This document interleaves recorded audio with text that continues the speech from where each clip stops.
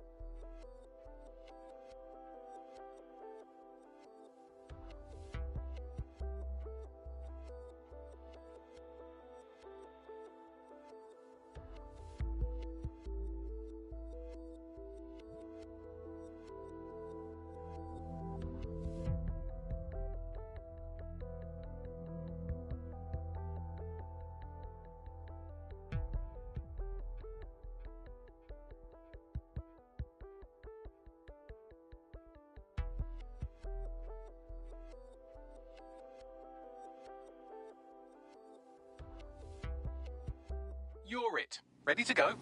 About bloody time.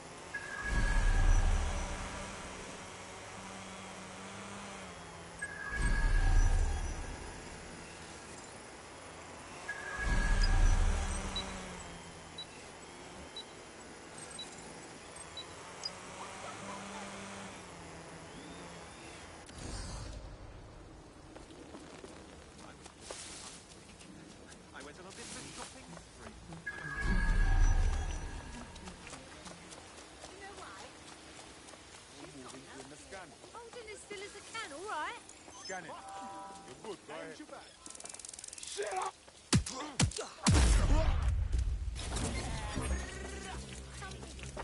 All units, I say again, all units, we have reports of a hostile in your area, over. Received. Responding to the situation now.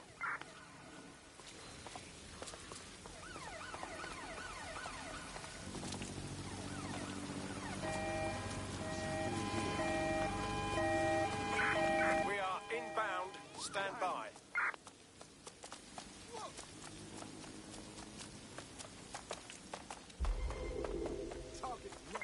Control, I've lost the target. I've got a pint for whoever finds them. Drone, initiate search.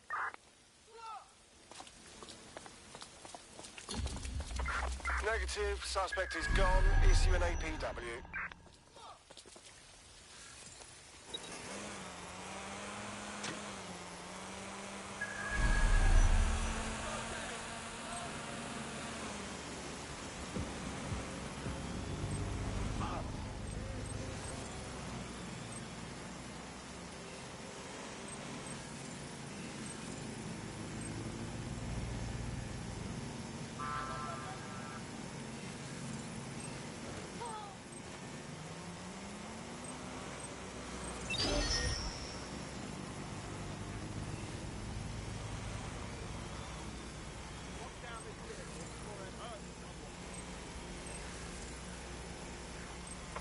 We have a hacker. Run a search on his motor.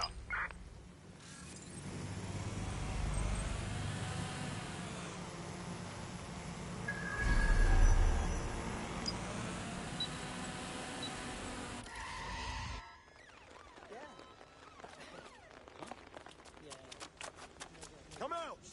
Wherever you are! Turn me on, nothing here.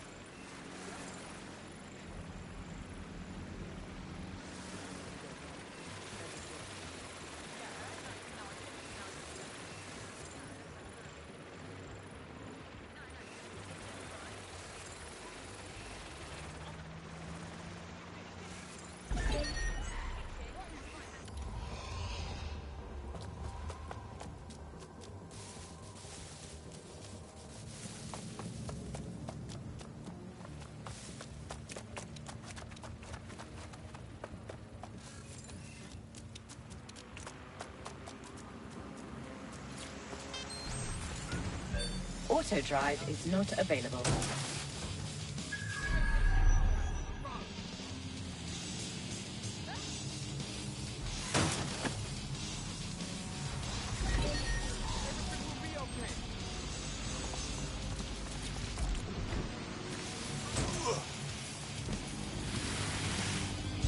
Auto drive now enabled.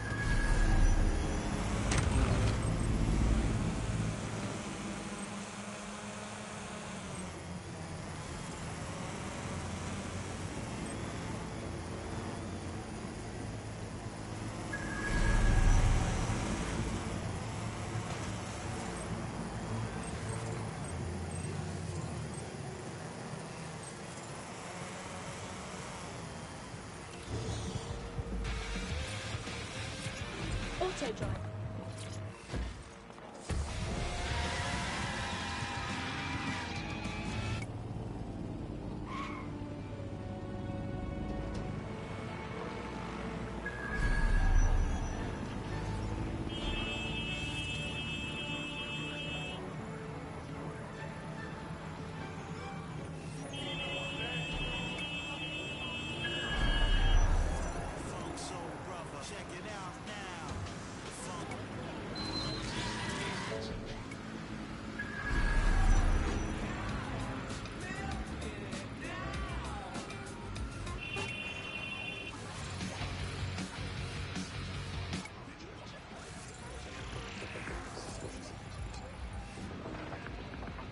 Hello and welcome to today's episode of The Upload. We're talking about the Optic and how it's changed our lives. Now, as you remember, Bloom announced a new version of the Optic at the recent Tone conference, but we haven't heard too much about that since due to the dramatic events there. Let's cast our minds back and consider the technology. I mean, the Optic changed everything. It lets you see things in AR. You no longer need a smartphone. You just have the small implant that sends signals to your optic nerve and lets you see your emails, take calls, and browse the internet directly as if the screen was in front of your eyes. Instead of having to carry around a phone, you've just got the small handheld unit. So much lighter and so much more convenient. Great. Vicky, you sound like you absolutely The subject of possibility.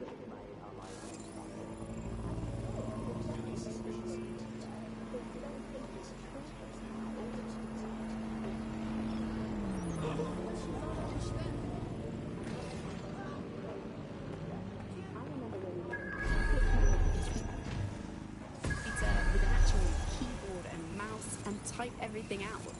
And my favourite feature is public transport. With the Optic, you can just walk straight onto the tube. It even acts as a passport. No longer do I have to dig around and try and find my old paper passport just to travel somewhere. Also, I thought the Optic's marketing strategy, making it free for people, was a stroke of genius. Genius. Bloom was really calculated when it was doing that. It was pushing this draconian device on us at all. Sure, everybody flocked to it. There was free Wi-Fi and phone plans. That definitely helped, but it wasn't a case of this is a product that you need in your life.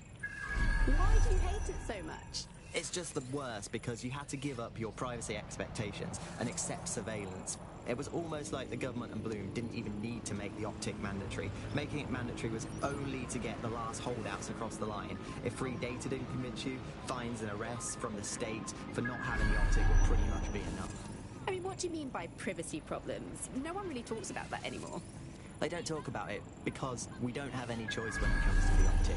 Yes, it's convenient and mandatory, but everybody's forgotten what it really means. Here, you've got a whole company owning basically all the data about your life. Bloom can see everything that you can see. Nothing is private anymore. There are so many times when I don't want anyone to have a clue about where I am, who I'm chatting with, what I'm doing. It's not even dodgy stuff, but I just don't want anybody to blackmail me with this in the future by hacking it. And because of Bloom's contracts with the government, it isn't just Bloom that can see everything I do, it's the government. The UK as a state has become a complete surveillance paradise. I think you're painting a bit of a bleak picture. It's not all that bad. No, you're completely wrong on this. I don't want everybody tracking me wherever I'm going around London. Well, Auto drive in now that case, enabled. you might be interested in some rumours I heard. Did you hear that some DedSec hackers have found a way to bypass the Optic's connection with Bloom? Are they actually making it better or usable or actually friendly for anybody? Well, word on the street is that they've been able to create an encrypted signal, which means that your world might have a chance of becoming a bit more private again, so you could go back and enjoy all the great things about Optic without that fear of surveillance. With the Optic, privacy's dead.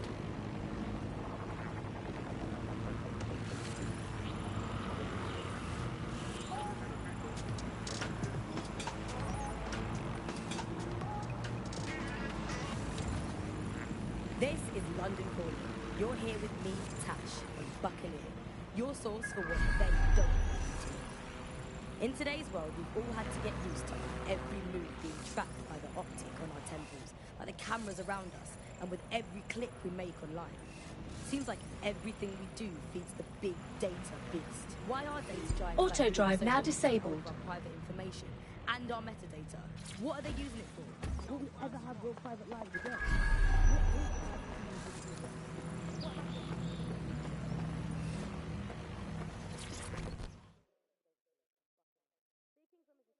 You look like the type who might not like the current state of London. You're a dead sick, aren't you? Maybe you can help me. No promises.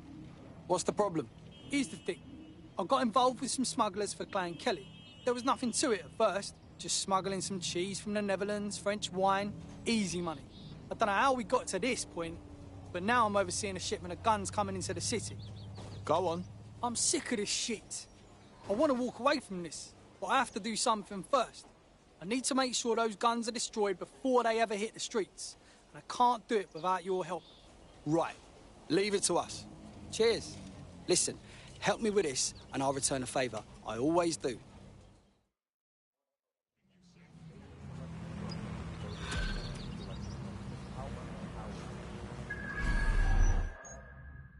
The weapons shipment is being prepared at one of Clan Kelly's hideouts. I'll send you the coordinates. On it.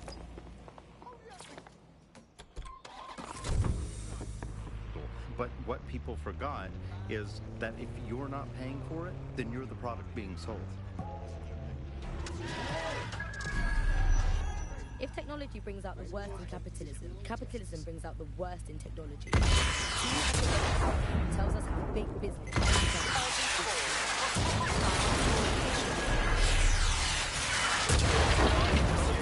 Of course, is that people have traded their privacy for their convenience as smartphones and technology came in and became mass-consumed, mass-used items or technological objects. Gradually, people were so attracted to the affordances of these technologies that privacy kind of retreated into the background and into a state we've got now where it's essentially gone. Having this access to this data makes huge tech companies like Bloom so Anyone much have more visual? powerful Anyone? than they would be otherwise, and not just in the obvious ways. Of course, there's a lot of worry and fear over what they can do with the data. They can track anyone, find anyone, see what every individual is doing at any point in time. I'm calling I off think the there's pursuit. even deeper reasons why this data empowers these huge companies to control our society and make us do things. So lots of predictive technologies which are implemented by these tech giants. It's not only interested in knowing what we're going to do, but influencing the patterns of our movement. So technologies might suggest routes to use in the city, places to go, restaurants to go to, cafes to go to, music to listen to.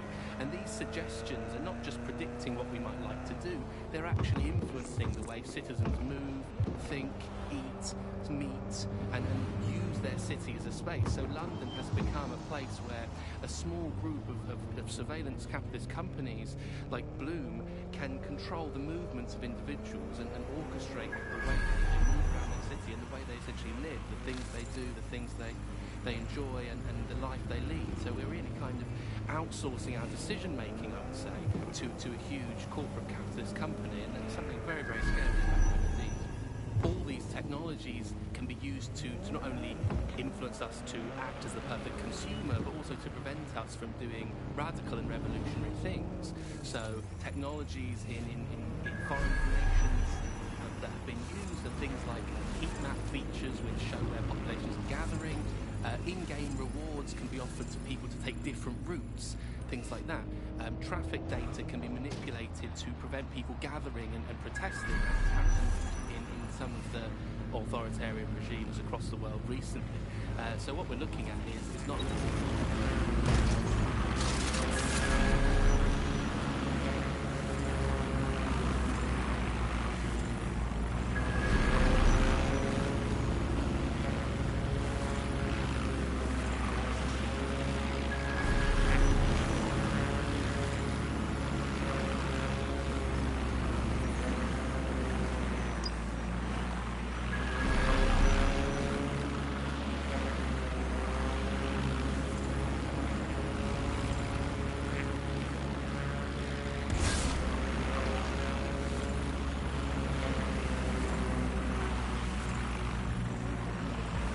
Migrant currently being held at the Kennington Oval enters its 10th day. Officials released a statement indicating that force-feeding procedures would commence in order to safeguard the lives of the protesters. International agencies have called the situation a humanitarian crisis. Join us on GBB tonight as we look at migrants, detention, and the prospects for a solution to this complicated and contentious issue.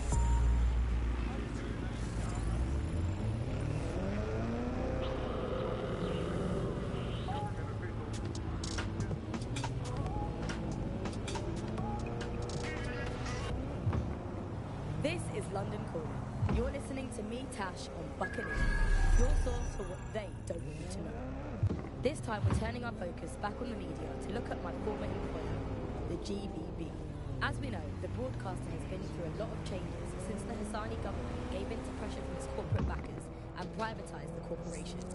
Today, the GBB is a shadow of its former self.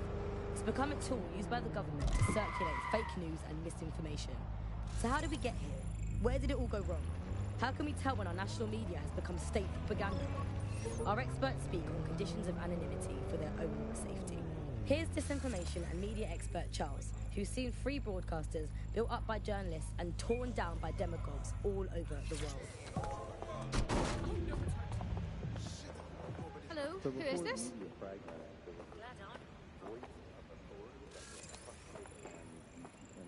Yo, check this whip thing! Then what we ended up with is a really commercial model where whether you're talking about an app on a smart device or whether you're talking about a broadcaster, the most important thing was to keep you in that environment for the longest amount of time possible. Because that meant money in their pocket. And in order to do that, a couple of things happened. One was the use of manipulated techniques around behavioral economics, things that would just keep you scrolling or keep you listening or keep you looking for more information. The second is that kind of environment favors sincerity. There's the shipment.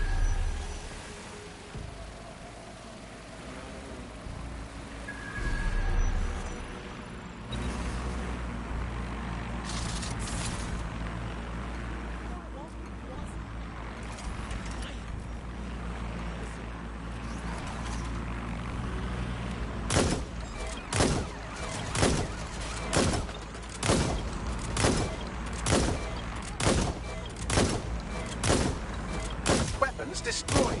I'll open a channel to our reluctant criminal friend once you're clear of the area.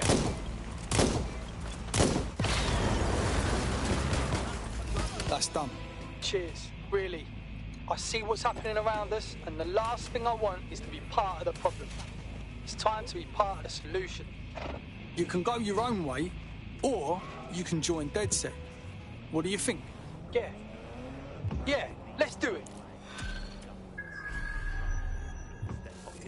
So, totalitarian countries have typically used huge mainstream media outlets to sell one kind of news, one kind of biased news to its population. Of course, the media has always played this kind of key role in methods of state control.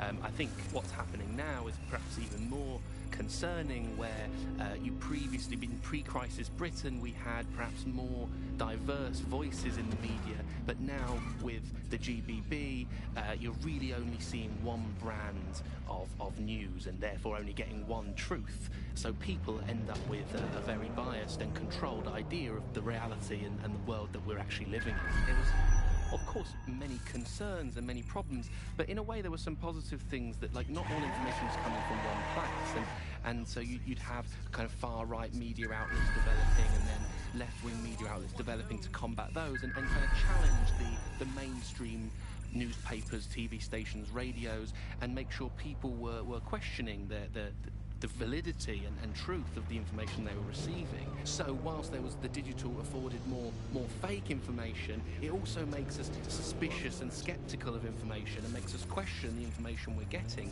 And I think in pre-crisis Britain, it might not have seemed great at the time, but there was something positive about that there was a lot of distrust in the media and in the different kinds of truths that were being told. Whereas now, I think you're seeing a return to a more traditional and older pre-digital sense. Actually, people just trusting what they're told, and that's why we have to be here with radio stations like this to challenge those conceptions. Most citizens feel pretty hopeless, I think, and unable to fight back against these kind of huge mainstream corporations that simply entrench and support the ideals and ideologies of the state. It can seem very hopeless indeed, but I think, you know, the fact that you're out there listening, we're in here talking, space to combat these false truths. Hostiles near your location. It's never moving to the hostiles' location. Over. Disposal and all the financial and corporate power and all the physical power, it's never quite possible to shut down Any sign of the target? Desire to get to the truth and fight for their own ideologies and values, and you know, we're out here starting that task, so don't give up hope. You've been listening Control, to put out an APW. Target is gone.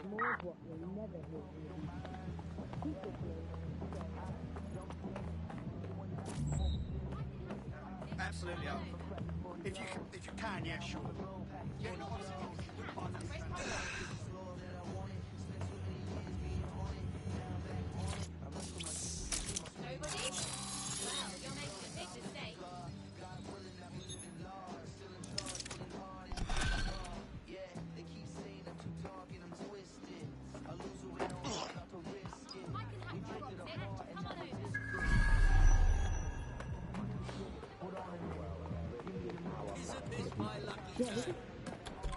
There was a real shift in the way that the world works. Let's recap the basics. So, central to cryptocurrency is the distributed ledger technology, the tech that keeps track of all transactions. And what this means is you can have a decentralized system without having to trust any one party, like old-fashioned banks. One of the reasons why I got involved so early was that you could stay anonymous. Yeah, the features of cryptocurrency very much fit into that early mindset. It was all about finding an alternative to centralized systems. It was kind of a countercultural punk ethos.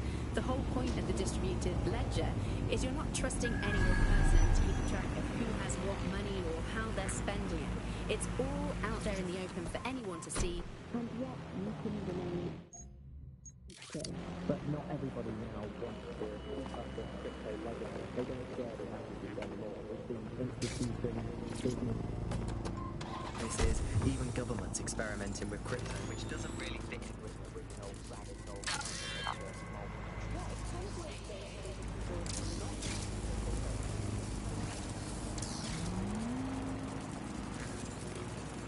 Right, this is the base.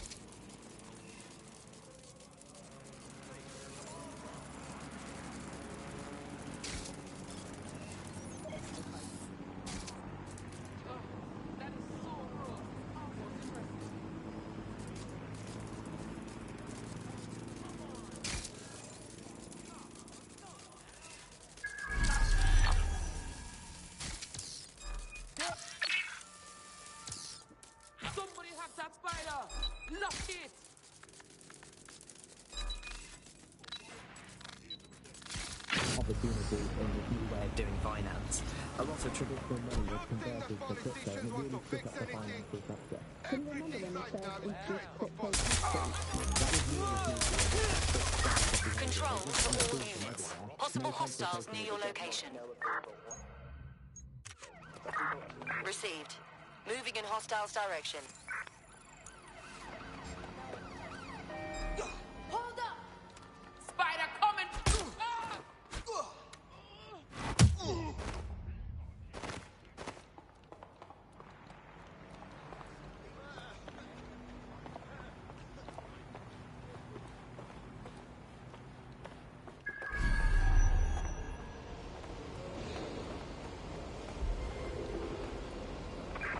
Where did they go? Shit! That's the CTOS up there.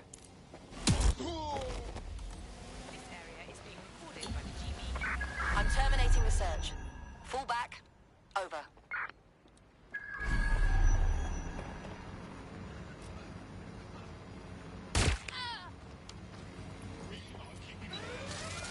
Investigating disturbance.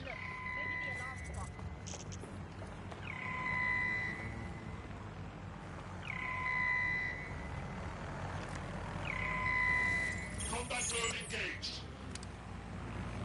Alert. Any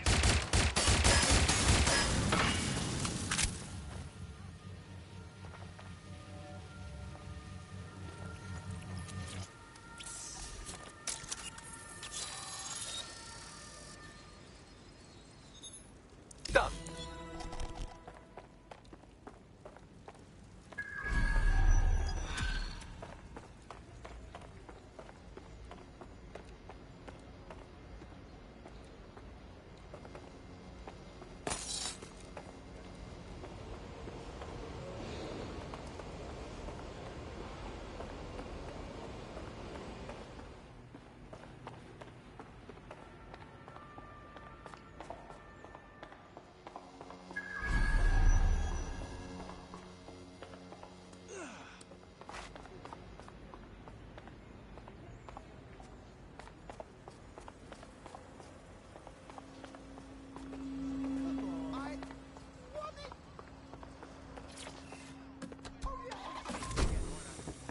Suddenly everyone had them. If there's this great option of tech, people are just going to start using it, no matter the cost. Parliament actually tried to put a stop to the cash points, but people were using them so much already, there was... Suspect reported in your area.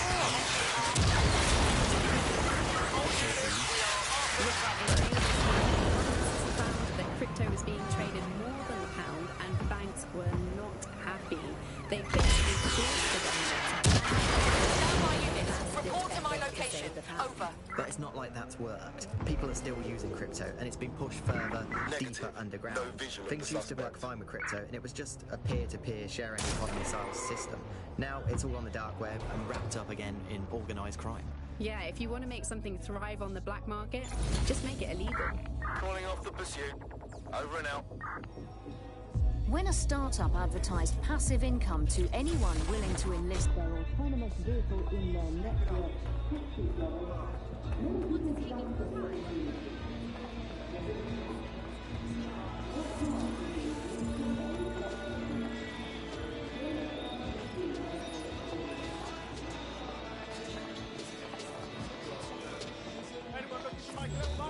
Go on and place your bets.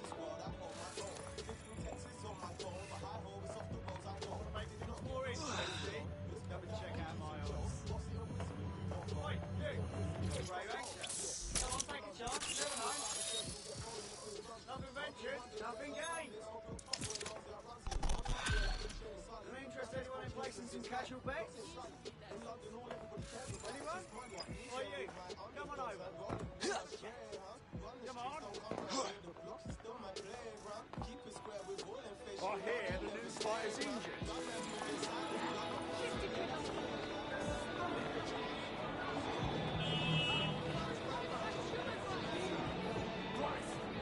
London's a war zone! You're listening to the band. Michael's misery of vomiting and headaches. Hello, Britain. This is the Bug, the show that holds up a mirror to the world and smashes itself on the head with it in despair.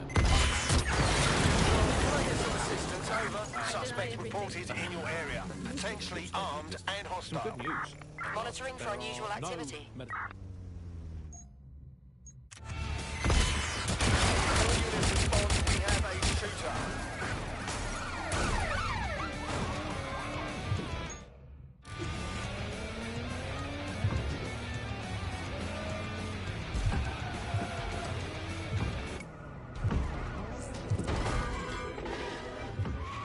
Negative.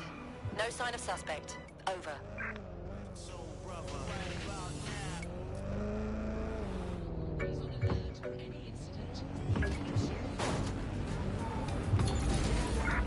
Search units, disengage. This search is pointless. Possible suspect or suspect. Reported near location. Investigating. Stand by. None at all. There have been various allegations about that. It turns out they are all fake news. Trademarks. There are none. There are no shortages of medicine. Don't take it from me. I'm not a medical supplier. Take it from our beloved government. It's fine. In fact, I'm going to read between the lines here. There's probably there's too much medicine. I have them. Just medicine. Where did they go? Medicine. You can't move for medicine. In fact, just this morning, I tried to pour some cornflakes into a bowl for breakfast and out-tumble a 12-month course of immunosuppressants, corticosteroids, and no sign of the target. Over. Estrogen spermatotropic fruit pastels. The people claiming there are medical shortages are probably high on lots of medicine that they've been... I for one believe that there are no medical shortages, Andy. Just last week Target I is went long with a broken gone. arm and they suggested it might Disengage. just be Over and extreme out. period pain and prescribed me a drink of water and an astrology chart. We can't be too far away from them just prescribing stiff upper lip. My uncle had a leg removed due to diabetes. They halved his insulin because they said there was less of him to be diabetic. So, anyway, people don't believe what you read or hear about there not being enough medical drugs to go around. It's not true. It's hospital hogwash, it's pharmaceutical flip-flop, it's medical mendacity, it's hypnotic humbug, it's nonsensical narcotic nincompoopery. I think I've made the point. Do not believe the news telling you that we've run out of medicine, nor should you believe the empty shelves at the chemists. They're also lying. Do not believe your doctor saying, sorry, we're fresh out of that, we're going to have to eat a carrot and pretend. Do not believe your own cobweb-ridden medicine cabinet at home. It might look empty, but it's not, for it contains the only medicine any of us truly need. Stirring music, please, producer Chris. Freedom. The medicine of British freedom. And the analgesic knowledge that however ill you may be, we're keeping an eye on things for you. I'm investing heavily in the placebo effect right now. You're listening to The Bar. Obviously, I don't entirely mean that, because what is the first rule of the third millennium? If someone in power tells you something is fake news, what is it? Correct. A 110% cast iron, tungsten-coated, granite-scented, cosmically immutable, scientifically unarguable fact. But surely, Alice, the more important question for all these medicine freaks whinging on about feeling a bit poorly or having failed only diagnosis. All units. Do I we repeat, actually all need units. We have medicine? reports of a If hostile you in your today area. were diagnosed Over. with a Responding to the call. would you not look around Over. at the nation that we've become and think, hey doc, put your life-saving treatment down, I'm going to take this free one-way bus out of here. Now hold that pillow over my face until the twitching stops. I just don't think we should think of it in such a negative way. Don't think of it we as a are medicine unsighted diet. of Think of it suspects. as a Over. series of healthy lifestyle swaps. Swap out anti-inflammatories for antacids. Swap out the iron lung for the aluminium lung. Swap out MRI machines for Mary machines, which is just a lady called Mary telling you Control, you're fine. we're heading back. Over. Obviously, critical shortages are as much part of our daily lives, our society and our culture today as things like football, music and complaining about the weather used to be in the old days. There were often shortages, so learn to live with them. All units, possible suspect or suspects reported near your location. As a nation, the government's just helping us Message live healthier received, moving lifestyles. in. Over. It's so hard to die on your own, isn't it? You need the support of a friend, a loved one, or a government, or a collapsing social infrastructure. Positive 2 means very bad for the environment, so we're actually rebuilding the polar ice caps every time we eat a scrap of lettuce. 3, the human race had already cooked all the recipes it needed. There was nothing more to be done with food. Can anyone see the suspect? I was bored of food anyway. I've been eating it all my life. If you've been doing the same thing 3 times a day, 4, sometimes 7, or some a day, you're bound to get bored of it. And also, Search has yielded no results. Report back to HQ.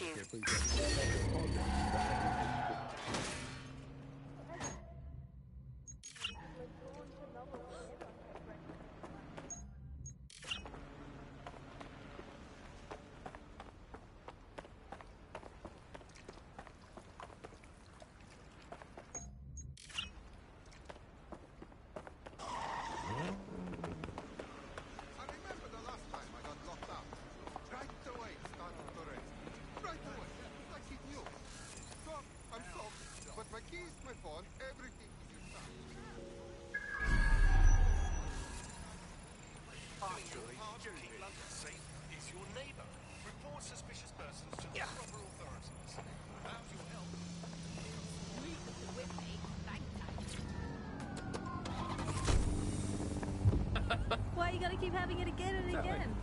Boring, repetitive. enough of that in your life as it is. You are listening to The Bun. Well, another story that has come to the fore recently is that all European imports have been banned for public health reasons, which is great news. I mean, at least we can get eating good, home-produced, locally sourced, British industrially unsafe food. That's something we can cling to. Public health reasons, those are curious words. Alice, I don't know, is that in case the public gets too healthy eating all that Mediterranean muck? It's that British food for British tummies. Spelt, nettles, rabbit. That's all we need. That's all we need in the glory days. Everyone round to Nigel's for dinner, yum yum. Who needs Italian olives when you can eat pickled rubber bands and a soup of regret? Who needs nice cheese when you can eat a lukewarm, unspecified rat meat pie with 0 spices? Sand, nettles, and bits of dead fox. That's all we needed to eat in the glory days. Let's make Britain great again. That's all from the Bug today. Good night, sleep tight, and make sure the bed bugs do bite.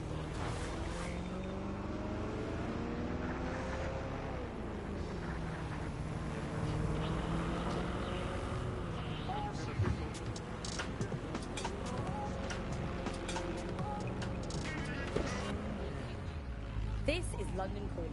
You're listening to Buccaneer, your source for what they don't want you to know.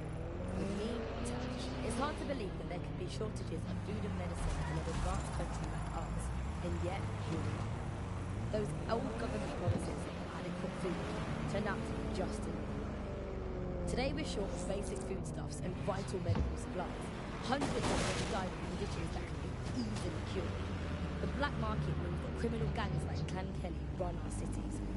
And Prime Minister Dev Pasani isn't even around to put an end to care. How do we go from a consumer paradise to a place of empty shelves and fighting for supplies? What turns a land of plenty into a wild west of hoarding, food battles and black market barons?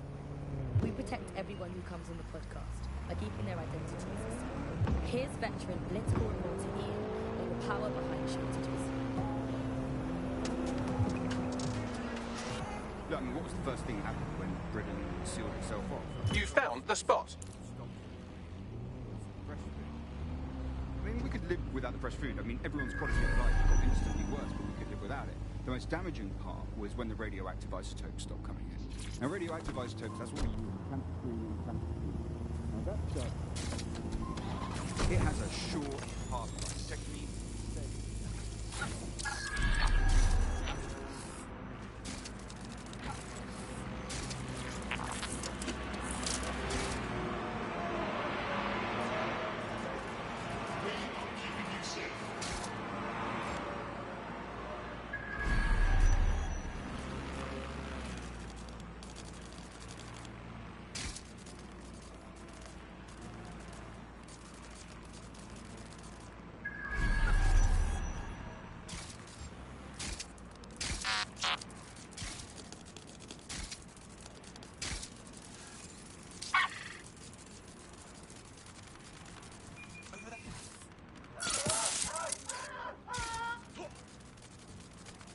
That's the CTOS up there.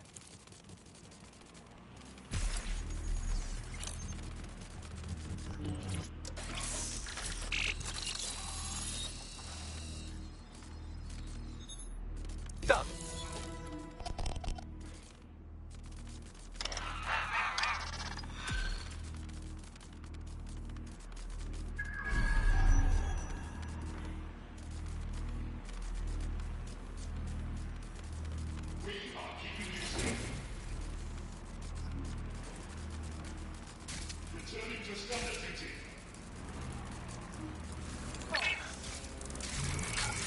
Investigation underway.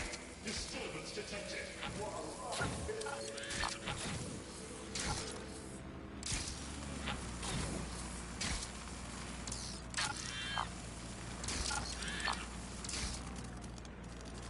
Surrender yourself. Failure to comply will result in extreme measures.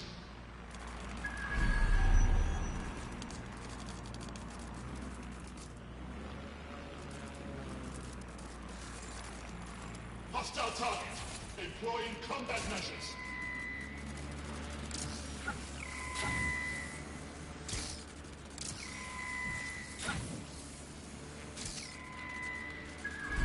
Engaging target.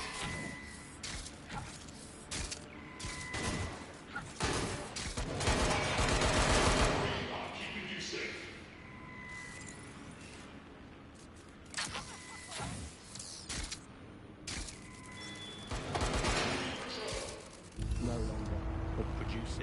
the goods for most of us. Shortages are being used as well. I'm not saying that there isn't a real shortage there. There possibly is real shortages, but shortages are being used as an excuse for those in power, those elites, to keep what they want and not give to the rest of us what we need. So the excuse that there's simply not enough to go around is the justification.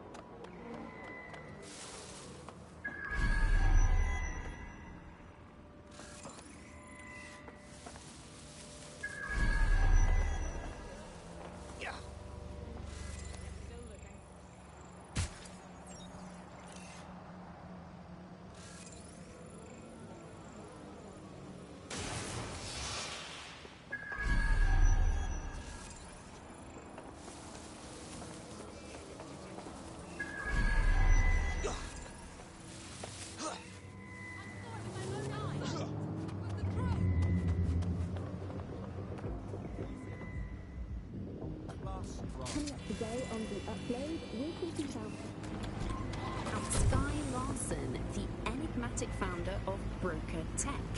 Everyone knows her name, but no one knows too much about her. We only really see her these days as a hologram. She was pretty young when she launched Broker Tech, the company that is best known for introducing Bagley to the world. Nowadays, it's hard to remember a world before Bagley. Bagley is the most advanced, significant AI of our time, and it's really blown all the other AIs that were created out of the water. And I think that what Sky Larson's done with Bagley is absolutely incredible. Yeah, I mean, I can't really imagine the optic without it. But what do you know about Sky Larson herself? Not a lot, other than that she's actually pretty incredible. I've followed her work for a long time, and she's always been a pretty private person. I know that she supposedly grew up in the countryside, but there isn't actually that much more we know about her other than this tech that she's put out into the world. I've always found it a bit creepy that she's so obsessed with this idea of transhumanism. Why wouldn't you be? When you've got a mind as amazing as Sky's, why wouldn't you want to take what you've got and actually augment it by working with technology, by improving your physical self, changing your body and the world around you, implementing more technology to extend your life and really sort of extend human capabilities? You sound pretty much in love with Sky Larson. I can't hold on that. One of these people that has transformed the world around us, and just watching how her mind works from afar is pretty incredible, because some of what the technology she's introduced has changed how we all live our lives, and Bagley has been this really incredible assistance to humanity as a whole. Did I ever tell you that I actually interviewed Sky Larson? Really? I thought she never spoke to the media or anything. So this was a long time ago, back in the day when she was a little bit more accessible, and she was one of these people that just had an amazing presence. You were inspired by her very being, and she was just incredibly talented and knowledgeable, and one of possibly the best living people that I've ever met. I'm not sure you're being too objective there. I mean, I imagine she's not very likable as a person. She obviously despises humanity in some ways. I think she believes that becoming data is preferable to being human. She's one of these people who's extremely methodical in everything that she does, and she does everything to perfection and really tries to change the world around her and make it a better place for us to live in. If you say so.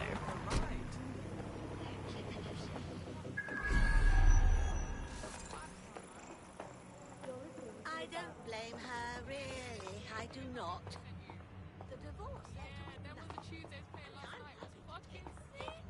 At least